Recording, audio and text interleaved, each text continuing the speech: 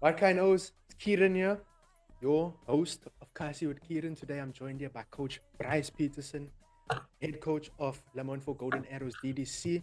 Coach, how are you doing today? I'm all good, and you, sir? I'm always good. I'm always good. You know me. You know me.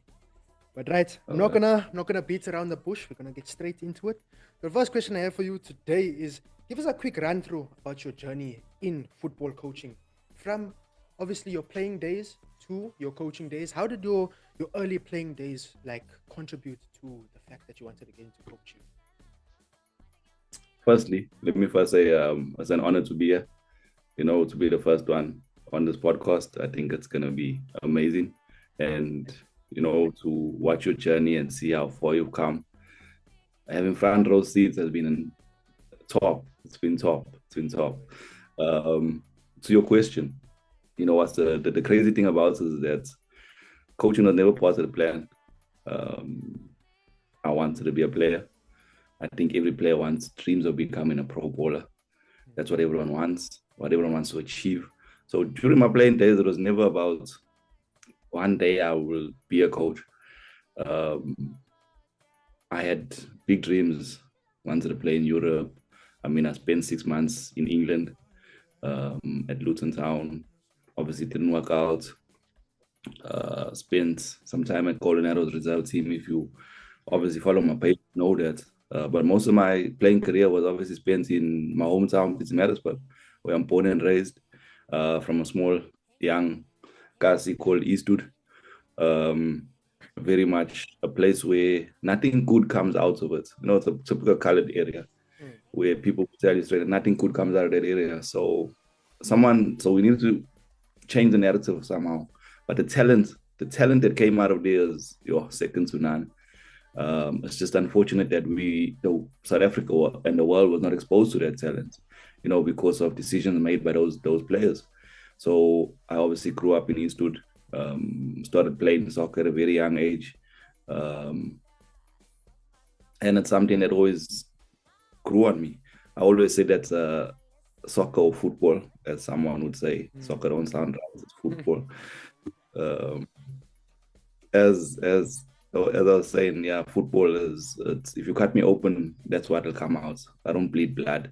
yeah. This is my passion. It's what I love doing. It's what's been a part of my life from a very young age. It's a generational thing, which we'll touch on a bit later as well. But I started off in at Pirates, Cobbaniers, development stages, then moved on to Glenville, Lions. Also played at school as well. I mean, I would spend time at school soccer, and from school soccer going straight to club soccer. Mm, That was my life. That was what I had to do. And there was other sports that I would play as well. And my parents sat down and they were like, listen, you need to choose one. So either you choose soccer or you choose this other thing. I was that's like, true. that's a no-brainer. It's obviously what I'm going to choose, because it's the love that I have for the sport. And I remember transitioning into coaching was pretty easy because I was 2008. I was in matric. I was the captain of our school team, and I remember our coach at the time, the late Mr. Jabulani Mkhize. He had a bunch of young players that were in grade 8. He called them his dream team, Mm, quality players. And I remember he had he had coached me, and our season had just ended, and I went for Kaizer trials and all that there. And there was this big rift between myself and another player from Medical College, also named Peterson. And we actually were very close at the time. mm, Shimon Peterson, he played for Tuks. He had a career. And at this time, he was at Maritzburg College. I was at Quarter High School, and obviously the surnames were spelled the same. So it was between him and I who actually made the team. It was only one Peterson made the team, and it came to light that it was me. So the coach that phoned me, he phoned me and he was like, "Hey, listen, you made the Kaizerian schools team, probably the first player from Quarter High School that made the team." And I was excited. And then a couple of hours later, he ended up in a car accident, which later took his life. So yeah, so that was something that was really close to me. And I knew he had his boys, so I had made a promise to him that coaching is not my thing, but because these boys meant something to him, and I was also close to them as well, because obviously I was the captain of the school first team, so these boys were drawn to me. So I said, okay, no problem. My goal is to take over this team. And 2009, that's when I started coaching. I took over that team, and my word, what a season we had. Those boys were And that was your something else. school's team. Yeah, school's team. They were under 15 at the time. Okay, so you They started were- started there in the school level. Well, I mean, that's where everyone would basically start. Basically, that's where everyone starts, and that's when you realize that, you know what, this is actually something that we enjoy doing. So that's where I started, and it was something that I would never look back and say, hey, maybe I shouldn't have done that. I mean, I started that. I had a very good year in my first year. I think we went undefeated. Boys played good soccer, but I was still learning. I didn't know much. That's why those players were talented, but they didn't make it at that level, because obviously for me, I was 19? Not even 19, I was 18 at the time. So what did I know about coaching? You know, what did I know about being a head coach? What did I know about development? All I knew was while I was coaching them, I was also playing at Golden Arrows reserve team. Yeah. So then from there, it obviously grew. It grew. I started coaching more. I coached pilots under 9. I hated that. I can't coach youngsters with that. One light is doing a court switch. The other Exactly. light is coming there. The other is looking for his mother. No, concentrate, focus. So I didn't have patience for that. So I was like, okay, I'm done with this. Then I went back to school. And I coached the first team there for a couple of years. Obviously now first team, bit of a higher level, Yeah. learning a lot of lessons. I remember there's this big tournament in Kaizer called Kloof High School. Kloof High School soccer tournaments, the festival, yeah. You obviously know it from Kaizer, Yeah. you know, obviously. You know, and we were actually kicked out when I was playing. They kicked us out of the tournament. We won't say why.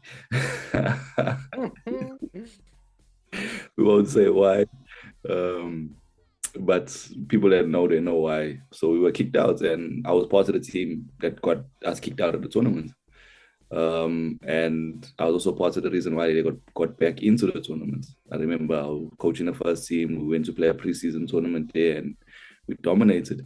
I mean, when I was coaching at the first team, I was coaching against my brother, Brice Petersen, goalkeeper, was the goalkeeper for Kaizer Chiefs. Ryan Moon was playing for Maritzburg College. Bandile Shandu, who's now at Pirates, was playing for Maritzburg College. So, and there's another player called Aaron Bond. Quality players I was coaching against, and yeah, I had my players also were quality players as well. Yeah. We dominated them. They'll tell you straight. In terms of football wise, we dominated them. We just had a problem with scoring goals. Obviously, my brother was in the goals. Yeah. How you know, Praise your brother. how I remember we played preseason tournaments. We went to the finals. We lost in penalties to the finals. And I told the players, I said to the players, you can't dive a certain way. Put the ball the other side. You always the one player that wants to be different. Yeah. And he put the ball, he's not supposed to put it, and he saved the penalty. So that's how we got back into Kloof. Coached in Maritzburg at some SAB teams. And that was it until I obviously took a break. Didn't take a break, but I thought that, hey, you know what, my life was going in a different direction. So, and Maritzburg is a small town, bro. Exactly. You know, you're not gonna really get much out of it, and people look at you as a young person trying to coach. They're like, but you should still be playing. I remember I went to SAFA to start my SAFA level 1 course, and I asked them, hey, when are you having these courses? And they were like, how can you be asking us about coaching courses? You still so young, you should be playing. And I was like, what kind of question? What are you trying to say? So that's how people looked at me, and so it wasn't easy. So obviously saw myself going in a different direction, and I stopped coaching for a while. Biggest mistake of my life. You need to keep consistency. Got to keep consistent, but also at the same time, there was obviously a reason behind why I did it. You know, it's not easy always being in a position of trying to push yourself, trying to encourage yourself, trying to get to the next level when people will keep pushing you down to say that, hey, you're too young, you're too young. But you just want to learn and grow as an individual. You should know that. Exactly, I do. You should know that. You understand what I'm saying? So Exactly. yeah, that's been my journey. Oh no, not actually done with the journey yet. Journey is still Then continuing, it's present. obviously, But I think where it really took off was when I moved to Johannesburg, 2016. Yeah. I had moved to Johannesburg. I started coaching at Wits Juniors in 2017. And I never looked back since.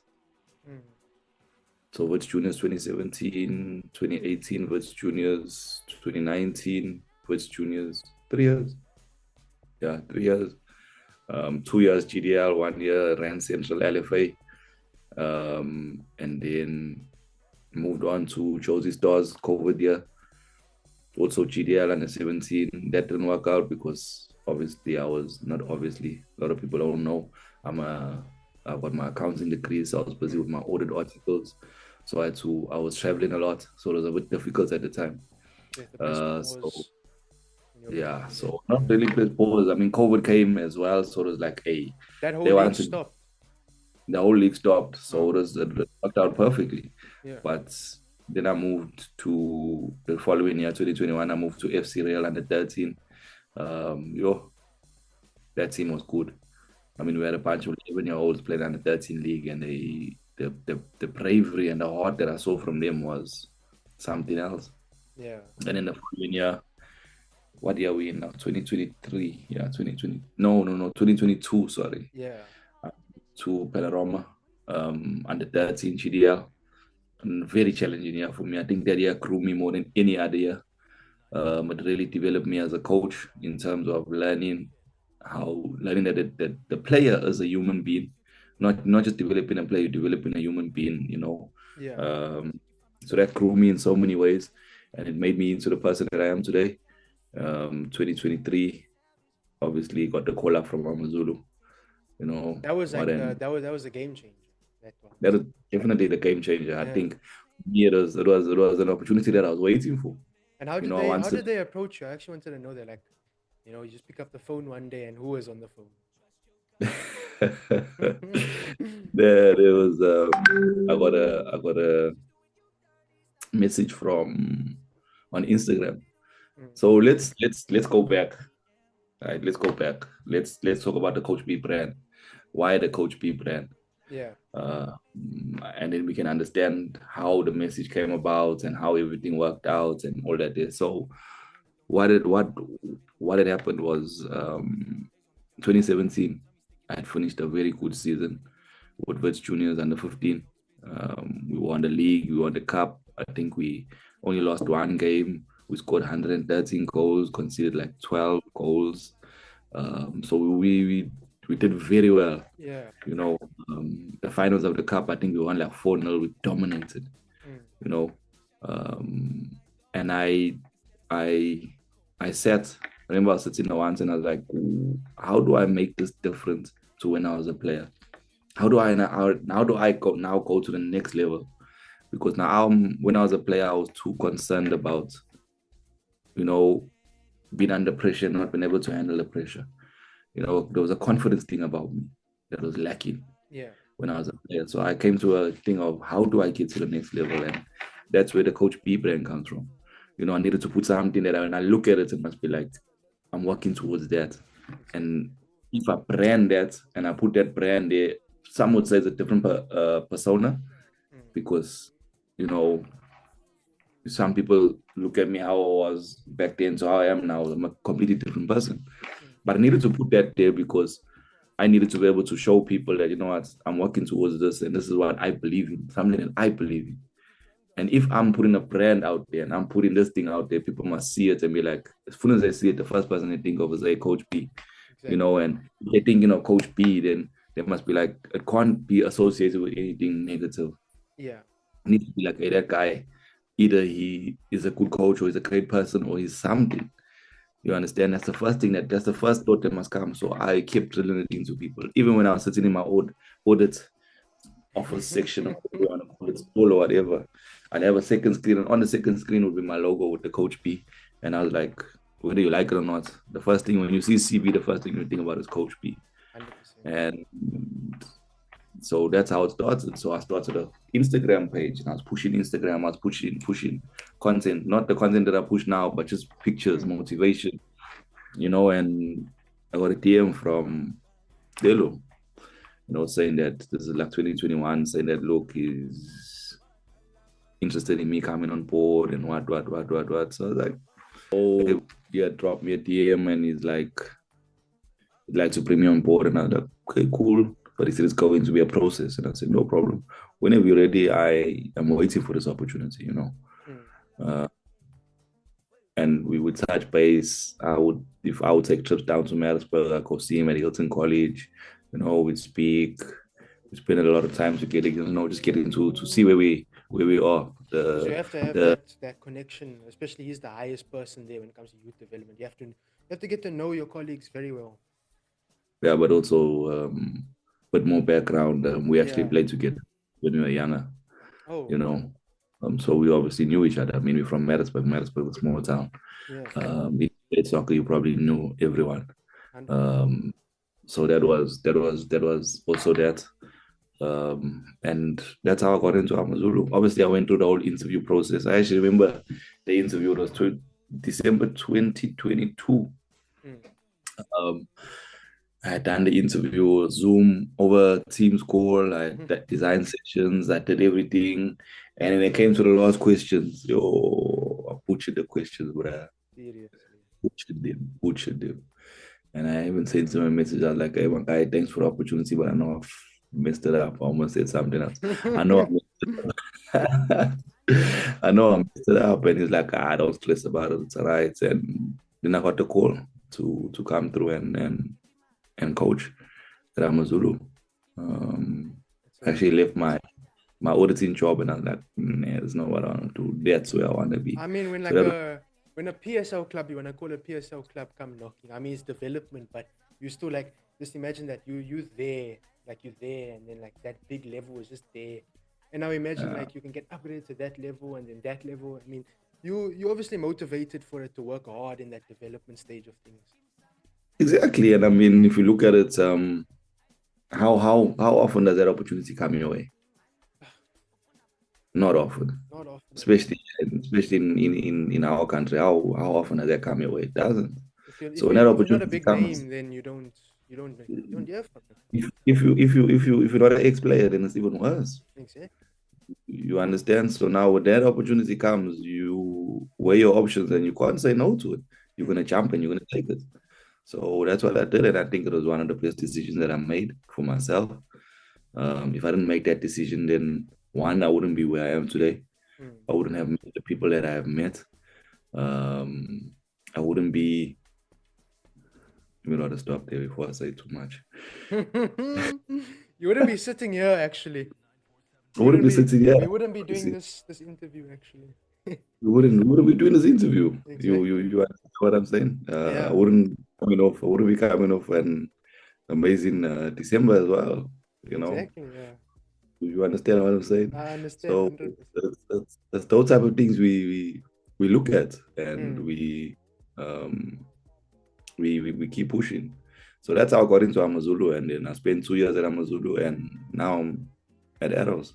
Then the next big thing came into your life, and that was, I mean, I also don't know the whole process. Like, I'm gonna ask you again, like, how did that opportunity come onto your table? That was crazy. That was literally crazy. I can imagine you were in shock, actually. Bruh, you know what? I think I was driving to come and see you guys at the beach. Remember that day we had a plan at the beach? Yes. With all the supporters. So before I got to you, I got a call, and this person was like, "Hey, Arrows want to speak to you." In terms of, they didn't want to tell me what it was, but they're like, "Hey, Arrows want to speak to you." So I was like, "What?" Like, I'm just Brice. You understand what I'm saying? Like, exactly. what do you want to? And then the guy was like, "No, he's been watching your team play. He's very impressed with what he's seen." So now in the back of my mind, I coach under 19, I coach under 17, And at that time, when he had called me, I remember Coach Andile Gele was on his CAF B course. So that week, I was coaching on the DDC as well. I remember So there was a friendly, yeah, I was coaching those three teams. And this guy mentioned that he had come to, this guy mentioned that the guy that saw me had come to one of my games at Kings Park. So I'm sitting, I'm trying to think which one could it be? I mean, there Because was a lot. there was a lot of games that day. There was a lot. We played Summerfield Dynamos, I and remember. that DDC team, the football that they played that They day. put on a fight. I remember that. I have some They photos put on from a that show. game, actually. Yeah, you don't want to share them. They put on a show. They put on a show. Forget the scoreline, just the football that they played. They put I mean, on a this is show. against a men's team, a Motsepe team. Motsepe team. Ah, And these were like young boys, like we're talking about 18, 19-year-old boys, and they put on the things that we saw that day were, I had goosebumps watching it. And I was the coach. that was the beauty of football, exactly. Yeah, the beauty of football. Then straight after that was the under-17 game. Where we played against the Future Stars Academy. Yes, it was. And we won the game like 4-0. So then I'm sitting and I'm trying to think which games did they come and they watch? And I still don't have the answer today. But then I obviously did the right thing and I went to AmaZulu and I was like, listen, Arrows is approaching me. I don't know what I went to the law because like my friend, brother. Yeah. I was like, listen, this is the situation. And it's like, hey, hear them out. And then we'll see from there what happens. That obviously brings the friendship of you and Telo close now because it's a guy who can understand you, he knows you. So when you go to talk to him, it's gonna be easy, no hard feelings. And at that time I was in line for assistance, DDC coach, at AmaZulu, while also being head coach of under 19. So it was everything was looking up. I think the influence that I had at AmaZulu development was quite a lot. I mean, under 17, under 19, helping out with DDC. If someone needed me somewhere, I'd help out. It's just what I do because I love the sport.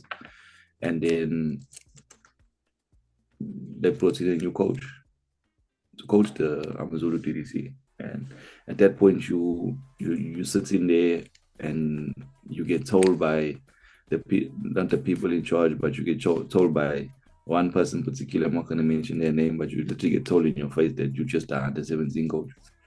Exactly. And you're not going to do more than that. I mean, if you look at it, and we do look at the politics behind it, that was a whole plan of pushing that certain coach to the first team when the time came, of course, and I mean, we saw it. I mean, maybe they could have done it a bit away. Yeah. But yeah, I was obviously told that, and then I met with Arrows, and Arrows was like, listen, this is what we want. This is what we like from you. And I mean, at that point when that certain person told you, like, you're just going to be the under-17s coach, that made it a no-brainer decision, I would think, from yours. I mean, at that point, I don't know what was happening. I hadn't really met with Arrows as yet, so I wasn't sure. So there was a lot of emotions because AmaZulu was a place that gave me the platform. Yeah. Was a place that really, had a whole space close to me. I held close to me because it was a place that gave me a platform. If it wasn't for that platform, then I wouldn't have the platform that I have now. I mean, you had the connection with those boys like that. Those boys looked up to you. And so even for me to sit there and leave those boys and make that decision to walk away from that was not easy for me. Walk away from AmaZulu was not easy for me. But I had to sit back and be like, hey, what is it that I want to achieve and where do I want to go with this? Is this going to help me?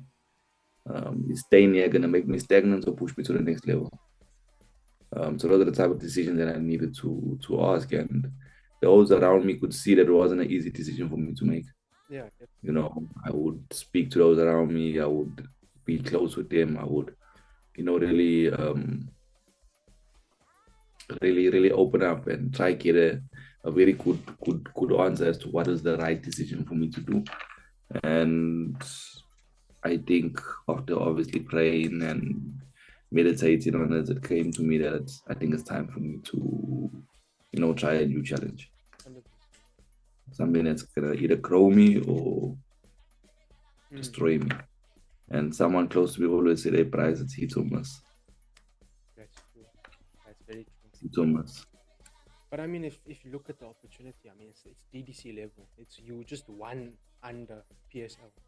That's, I mean, like you can be coaching the DDC, next moment, the head coach of the main team is like gone, and they want to say like, "Oh, Brice, we want you as an interim manager of the PSL with the first team."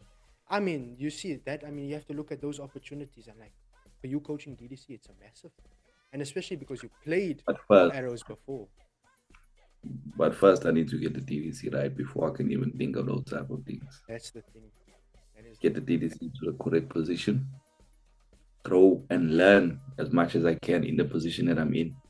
You understand? Because there's no ways that I can just jump a gun and then go straight to PSL level. That's a whole different level, bro. That's a whole different level. So now I wanna learn as much as I can in the space that I am in. For me as a coach, learn a lot about myself and what I need to do to become a better coach. Because I believe that when a challenge comes, it's not just a challenge that's going to destroy you, but there's no such thing as losing. There's only such thing. There's only learning.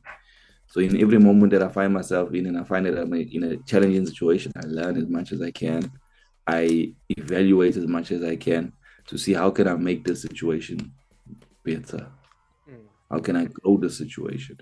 And we keep pushing. We keep hoping for the best. And you've told me that Arrows are like are open with you, like they allow you to be involved with the first team a bit, like as a learning curve. You want to say that you can take it as learning process, like a lesson, being involved with the first team. Obviously, I can go to their sessions. I can be a part of the sessions. I can ask the coaches questions. I've been given a lot of, can't say freedom, but just being allowed in a lot of spaces that I was never in before. Pre-match meetings, being in the change room, talking about PSL, being involved with being on the field for the warm-up, whether it's just collecting balls, but I'm there. You understand? It's a way of learning. It's a way of growing. It's a way of taking his mental notes so that you know how you want to do things and see if you're on the right track. Are you doing the right things? How can you improve as a person? And I think that's the most amazing thing about the opportunity is that I am given those opportunities to be there. And I think that was one of the big reasons why I also took the opportunity was because of that. If I want to coach at those type of levels, then I need to learn as much as I can. You have to be around that people who are qualified to coach that level. Exactly. Be around those people, pick their brains, speak to them, allow them to, you're allowed to ask questions, you're allowed to observe, you're allowed to be a part of the session. I mean, I think before I went away last month, I actually took some players that weren't involved in the session. I took first team players for a session, and that was an amazing experience for me. Yeah. I never thought at this age I'd be exposed to such, but yeah, I am exposed to such, and we keep growing and we keep learning and we keep, being a student of the game. I think that's the most important thing. Brick by brick, as you say. Brick by brick, Rome wasn't built in that, right?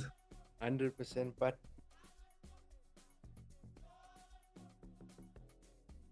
what's so special about coaching development teams? Like, in your opinion, like, what would you say, let's say, the top 3 facts of coaching development? Like, what do you really, like, take to yourself and say, like, wow, this is, like, special?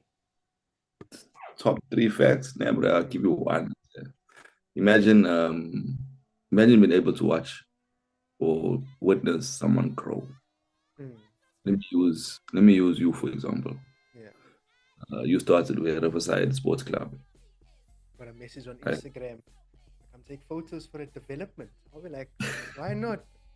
You started at Riverside Sports Club. From there, the next opportunity was Stelly's CAF game. Yeah, that was the step. Actually, no, it was the KZN Premier's Cup. KZN Premier Cup was first. I took the supporters bus there, having to. It was either I'm gonna go there to that game, to that tournament. I'm either getting accreditation or I'm not getting accreditation because it wasn't confirmed. I rock up there, I show my camera, they give me the pass, I'm inside. You see, KZN Premier Cup. Then you did the cap game for Steelies. Yeah. 24th of August. I'll never forget that. But yeah, cap game for Steelies. Then you went. Now you taking pictures in Cape Town Stadium, bruh. You took. Yes, oh, Bafana as well. You understand? So when you ask me, when you come to me and you ask me, what's so great, what's so amazing about coaching development? It's about watching the next person develop and grow and become I've better. always stood by this saying of, I mean, your dreams can easily become a reality if you put your mind to it. And I've always put my mind to it. You know that. I've always tried my best. I've tried to grow my brand. I mean, I built my brand from nothing. I made an Instagram page. The KM Snaps graphics wasn't even supposed to be my name. I made that because it was like temporary. Then I just realized that people, the people grew onto that brand. I was like, let me keep it as what I made it as. I want to change It it. was Yeah. it's a brand. You put a brand to you, and it'll grow on people. If you believe in a brand, it'll grow on people. Coach B, I believe in a brand that grew on people. That That's brand the grew brand. massively. No one calls me Brice or Coach Brice. What they gonna call me? Coach B. B. Cool. So when you come and you ask that question of what's so great about development, is about, not only impacting players on the field, but seeing how you impact them off the field as well. Because a player is not just a player. You don't develop a player, you develop a human being. And You that grow in him. development, I mean, they look up to you as a role model. So they take your, like, let's say your off-pitch personality, and they like take it and they be like, no, I want to be like an empowering person who is motivated and wants to drive towards their goals. It's more than coaching the game. It's coaching the And person. It's growing the person, as you said.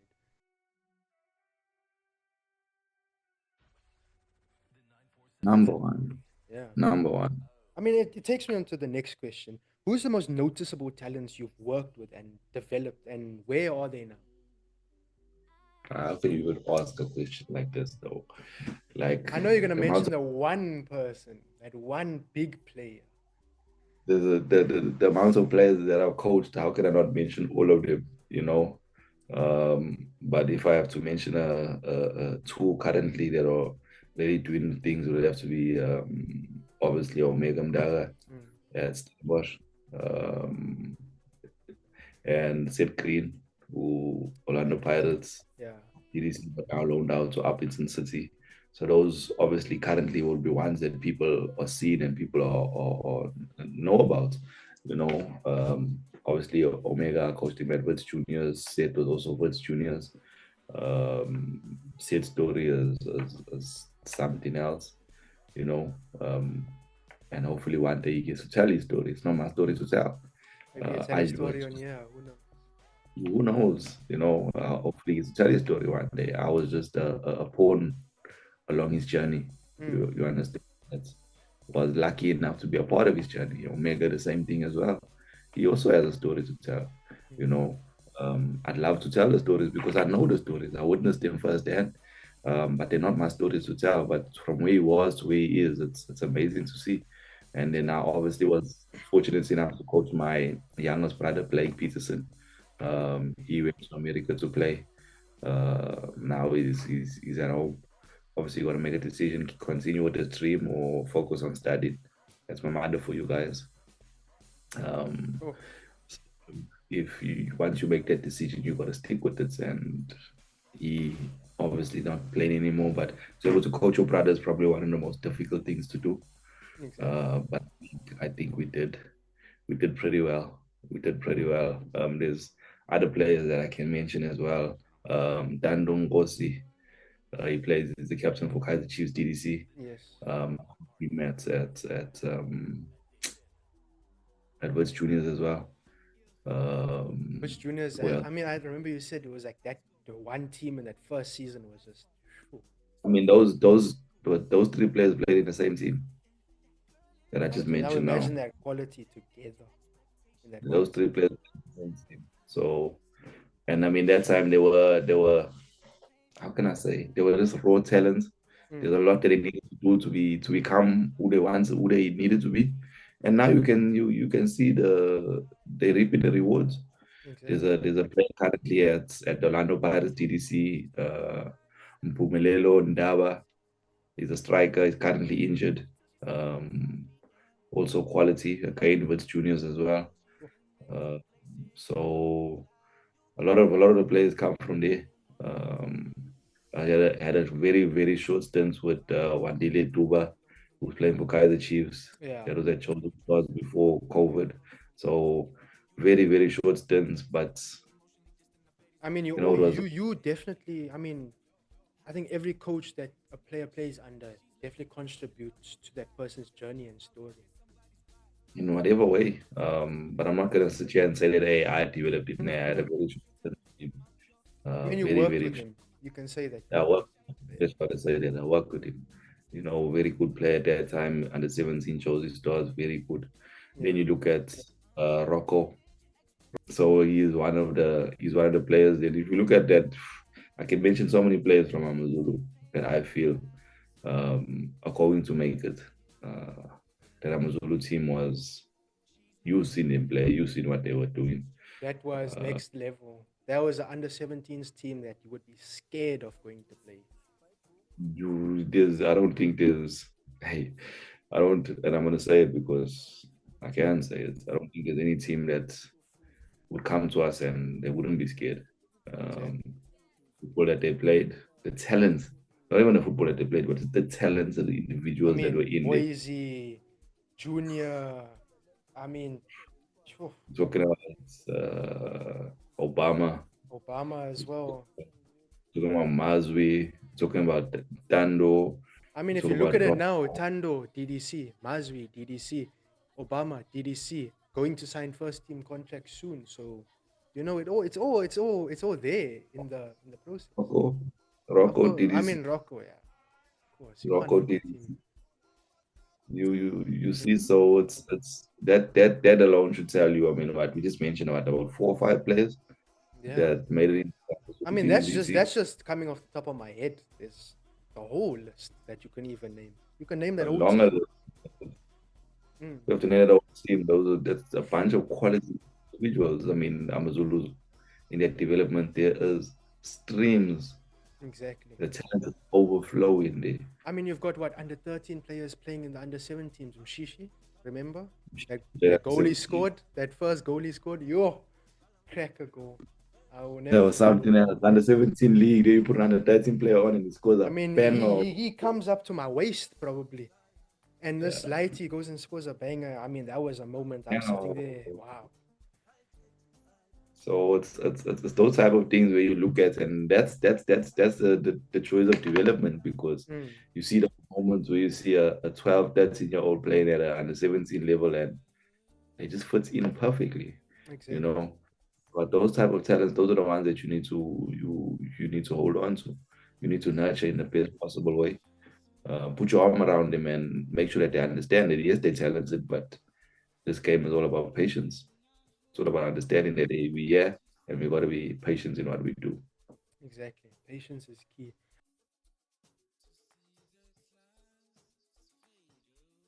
Earlier about your brother studying or focus on your dreams.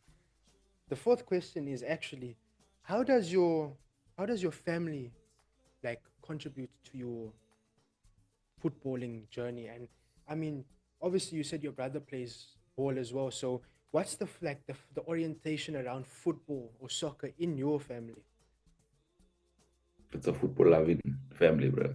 Mm, From my mother's side and from my father's side. So from my mother's side, my late grandfather Clifford Donley was a player. When we used to go visit him, we just see pictures of him and his teams up on the wall, um, in the lounge. Um, we sit and we watch soccer with him. So it's a football loving family. Then from my father's side, my grandfather there, he played and he also had his own team. So the yard was me growing up, the yard was always full of these guys that were going to play games. and he would tell the story best, but he would say that, when we used to go play, I didn't start in the dugouts in 2009. He'll tell you I was in the technical area at 3 years. Where the players are going to line up to play, and I'm busy handing out the player cards to all the players. So I was in the technical area from a very young age. He says that even when a player was injured, he has to run with the water bottle in one hand and he's carrying me in the other hand, and he's running to go. So if he tripped and fell, then there will be 3 injured people on the field instead of one. So and then my uncle, he was a very good goalkeeper. Brice Petersen back in his day. My father didn't play. My father hated losing, but his football brain is just like after my games of playing, we'd sit and we'd talk about how I played, what I could have done better, and yeah, he was very hard on me. But when you listen to what he's saying and the knowledge that was coming out in terms of the game, I don't think it makes sense why I was so in love with the game from such a young age. Yeah. And then obviously both my brothers played. I was fortunate enough to play with Bryland. Excuse me, the middle one. I think he was 14 or 15. He was playing. I think he was 14. He was playing SAB League, first choice goalkeeper. And the things that I saw him do, I was like you knew he was gonna be to our next step. Yeah, he started at 14. He won the SAB League at 15. Got the team promoted to, that time it was called Vodacom League. Now it's called ABC Motsepe. And the things that I saw him do in that year when he got the team promoted, I was part of the team, but I was coming off a very bad injury, so I hardly played. And I remember there was one game we were playing in the playoffs. We were in extra time, night game, lights were on, scores 1-1. The team that wins here gets promoted, and the striker had a runaway. I remember distinctly. The striker had a runaway, quality strike. 1-on-1 extra time. He scores this, game over. There's no way we're coming back from this. And Ryland rushes out, and this guy tries to, put the ball over him. And I'm not lying to you. It was like the hand of God, bruh. It's like he stretched his arm so high, and he caught the ball in the box, and he stretched his arm so high, and he just caught the ball, and he came back down. And like, yo. No, the way you said it, I thought it was like hand of God outside the box. There, red card, center of sacrificed it. Now, what anticlimax will that be for my story? And then I obviously got to coach my youngest brother. So I come from a family of. Is he still playing, your youngest brother? No, he's studying. He wants to continue playing, but my mother's on his neck here, bro. Unfortunately. Hey. No, okay, that was Blake. No, all of us, we were told we had to balance the two. Okay. And I mean, it's that's why I got balance the two. Yeah. That's why I got my accounting. Yeah. That's why I got my accounting degree. Brian got his engineering degree. So we had to balance the two. There was no this thing of we only doing one. You had to get an education while pushing for something that you love. So that's something that I always appreciated about them. I mean, they're very supportive. I remember there was a time when my dad wasn't working and I was coaching. And my father, he literally said to me, like, this coaching thing is not paying you. You need to go find a job. So I was like, okay, cool.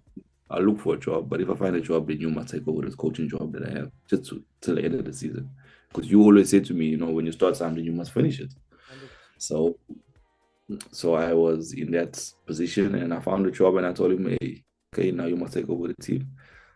And when the season was done, he literally said to me, it's like, I understand why you do it now. The impact that you have on these boys' lives is second to none. He has seen the impact firsthand, and he was like, okay, I understand why you do this coaching thing. It's not just to get to the next, not just to become a pro coach, but just the impact that you have. There's that thing that's saying that I say that I can't change the world, but if I can impact one, I can change their world. Exactly. And that's what it's about. I mean, I can relate to that because obviously I'm still young. I'm 18. I've still got a long way to go. But yes. I mean, lighty. You thought I was older. I remember you said I was 22. But you look older. I moved to Cape Town when I was 17. I've been staying alone since I was 17. I turned 18 in November, and I mean, my whole family sacrificing such a lot just Mm. for me to be here and to follow my dream. And I mean, my mother tells it to me every day. This photography thing, it isn't paying you. You have to find a job. But I mean, I told her like, not everything's gonna come just by like one thing happening.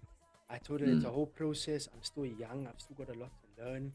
And I mean, despite there's this one big potential on the table, which you do know about, and I'm not gonna comment on it.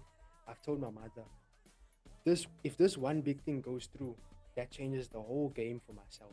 Because now I know I've got that exposure, I've got that opportunity to prove myself, to build on to that next level. Oh, yeah. Oh, yeah. Oh, yeah. That's Yeah, what it's about, bro.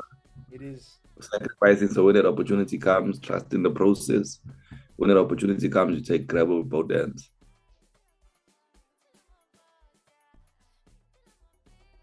Comes to the PSL, we know the term recycling coaches. And the teams target coaches obviously with good CVs, ex-playing careers, UEFA pro license, licenses. What's your take on it? And do you see yourself in the PSL, coaching in the PSL, if this recycling coaches term affects it so much? You know, we also need to understand teams, bro. You know, Mm, they invest a lot. They invest a lot into this whole thing of having a professional team, yeah. um, having a team on that stage. I think people and team owners put a lot into their teams, you know, and to take a risk on someone that you don't know, you must really have, yeah, you must really be Must have that. something else. We must have that feeling that if this person's coming, I know they're going to do something special. But that's a So, big risk. so it's a risk, bro. And I mean, that's a multi-million rand status that you have.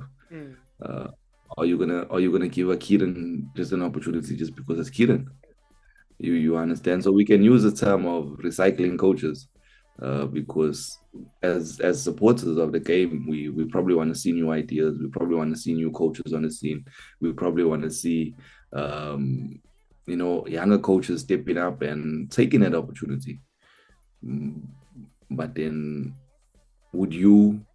So it's those are the things we need to look at. So we can say, yeah, hey, we're recycling coaches. We just seen the same coaches over and mm, over. But those are the coaches that got the experience. that's the thing. So do we throw that away?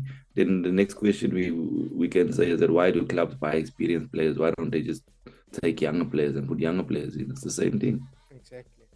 That is Who so wants to true. take a chance with a player that doesn't have experience in the PSL when you can have a player that does have experience in the PSL that could help me push my team to the next level? But then the same thing you can say for a player that doesn't have the experience, he could push you and give you the energy that you need to get you to the next level.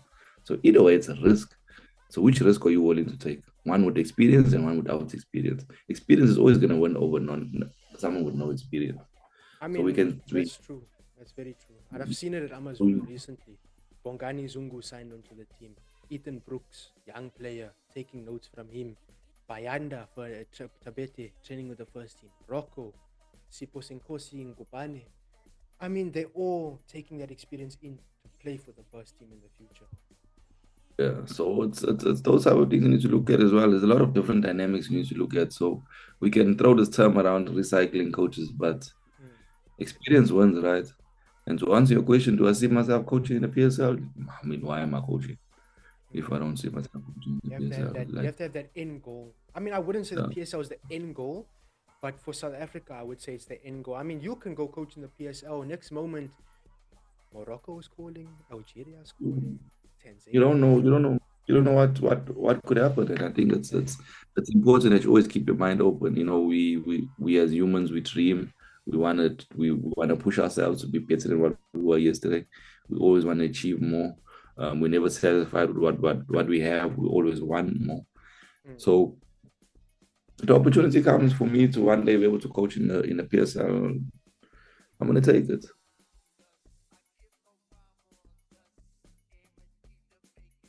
So this question comes from someone who works in football. It's very close with football. They have a very good understanding of football. But it was like, how does your life fit into football? how decisions in your personal life affect your coaching action, your decisions in Sure. coaching. This is supposed to be quick fire questions, Quick bro. fire, just want a quick answer. The quick answer. How does my personal life affect football? Football's life, bro. I think every decision I make involves football. Um, you know, whatever decision I make, whether it be in relationships, whether it be whether it, We're not gonna whether it comment be on it, don't worry. whether it be whatever decision I make, it has to. Football is always at the back of my mind. Like, how is this gonna affect my football? How is this gonna affect my career in football? Because football is life. So if I'm looking at a relationship, for example, it's like, are you coming into my life to add value to it? In terms of, are you coming to understand why I'm doing what I do, or you just don't understand why I'm doing it? So then that's, for me, is a big thing. Like, I'm going to look at you and be like, listen, we're not going to work because you don't understand why I do what I do. Exactly. Understand? And I mean, if they don't support your passion, then why are they there? You understand? I want to be able to come home and speak about football. Yeah. You know, not be, hey, all you do is talk about football. Obviously, yeah, that's what I do. It's what I love. It's my passion. So when I speak about it, I want someone that's going to be interested. You know, someone that's coming to. So how does my personal choices? My personal choices are always, how does it affect football? The second question comes from a guy we both know very well. Leko. You know Leko. Who doesn't know Leko? Malume himself. What made you choose coaching over accounting? Or your accountant's job, your auditing? What made me choose passion, bro? I mean, we've went over it, but of course. Yeah. Imagine getting paid to do what you love. Imagine getting paid for your passion. Yes. You wake up every day and you want to be at work, bro. You want to go there. You want to be there because not only because you're getting paid, but this is what I love doing, and I'm earning money while doing it. Yeah. I mean, when I was in accounting, I called in sick when I wasn't sick. I mean, that's all different. I mean, like, you in accounting, you have to go work, let's say 9 to 5, for example. Not actually 9 to 5, but you sit at a cubicle, you do your auditing. Yeah, it was tedious, bro. Yeah. You know, I literally used to sit in a cubicle and be like, I can't wait for this day to be over so that I can go in. Another difference, yeah. I mean, you go to work, you go to the field, you have such a good vibe with the boys, you can coach the boys, you can see the outcome of everything. I mean, you love it. You love it. So, yeah. But the third question comes from Mr. Problems himself, Imtinaye. You know that. So does coaching, I mean, it's a political question again. Does coaching really have an impact on our football in South Africa? Does your coaching have an impact on it? It's a hard question to answer, but there is an answer to the question. He is a problem maker, so he would ask a question like that. And he's talking of past experiences, let's say. Does your coaching have an impact on South Africa and coaching itself here? I personally would like to think that my coaching does have an impact on South Africa, even if it's in the smallest way. You know, we are developing the future of South Africa. Yeah. Whether these players make it or not, it's not only about that.